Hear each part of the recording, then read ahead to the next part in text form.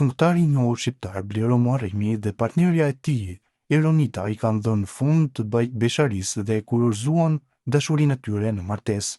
Çifti ka organizuar një festë private në prani të familjarëve, miqve e njerëzve të tyre të afërt. Nga imazhet e para të publikuara në rrjetet sociale, vjetëre një ambient elegant dhe i kuruar, deri në detajet më të vogla, i realizuar në një nga hotelet luksoze të kryeqytetit të Kosovës. Kjo ndërkohë është martesa e tretë për Blerë Muharremin.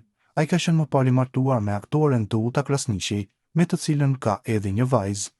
Pas kësaj, këngëtari u martua me Aflona Dikën në martesë, po ashtu që përfundoi pas disa vitesh.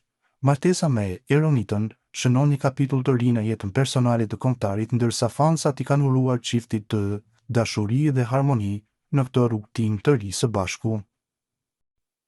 Lyfi Sufi është mjeku i parë dhe i vetmi në Shqipëri që ka sfiduar thellësitë e detit. Ai është specialist i vetëm i filozofisë së marinës. Ai është kthyer pas në kohë, teksa kujton se gjatë karrierës së tij ka lundruar 22 ditë me nëndetse në 50 metra thellësi.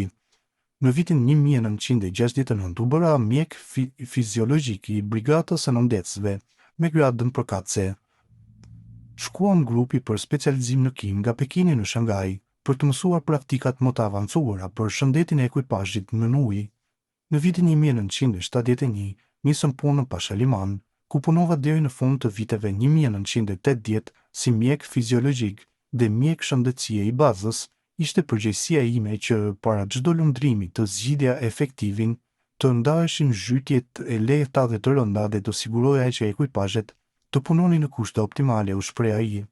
Mjeku u shpreh se në varun e Dejës pastroheshin tunelet dhe se ai ishte i vetmi që merrej me këtë.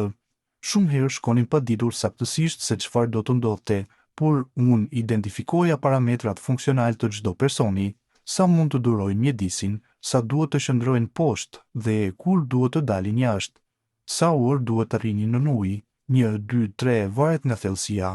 Gjatë karrierës time kam lundruar 22 ditë me nëndece në 50 metra thellësi, ku temperatura ishte jashtëzakonisht e lartë, lagështia mbi 45% dhe ajri i kufizuar përmbante gazrat e dëmshëm. Shkuam nga Adriatiku deri në Santa Maria, Itali. Ishte punë e vështirë, rrinim në 45-47 gradë me kanatiere. Për 22 ditë nuk dola fare në sipërfaqe, stomaku im nuk funksiononte, humba nga 3 deri në 5 kg dhe fytyra u zbardh nga efektet e gazrave të nëndecës, shtoi ai. Sufi shtoi se nuk ka mjek tjetër si ai, i specializuar për fiziologjinë dhe mjekësinë e marinës. Jam i vetmi, ka të rinj që duhet të bëhen si unë? Jo, sepse nuk mësova në fakultet, nuk njihet si specializim. Ky ishte shansi im të punoja gjithë jetën për të dhënë njohuri dhe për të siguruar që ekuipazhet të jenë të mbrojtur. Marina shqiptare ka vetëm 4-6 anije, por unë njiha gjendjen shëndetësore të çdo efektivi. Gjatë karrierës kemi pasur 3 aksidente në marinë. Në 1961 në brigadën e nëndecësve humbën jetën 2 persona në Durrës sepse nuk e dinin që i kishte mbaruar ajri. Kjo më dha mundësinë të vendos standarde që shpëtuan jetë të tjera në vijim, ka thënë ai.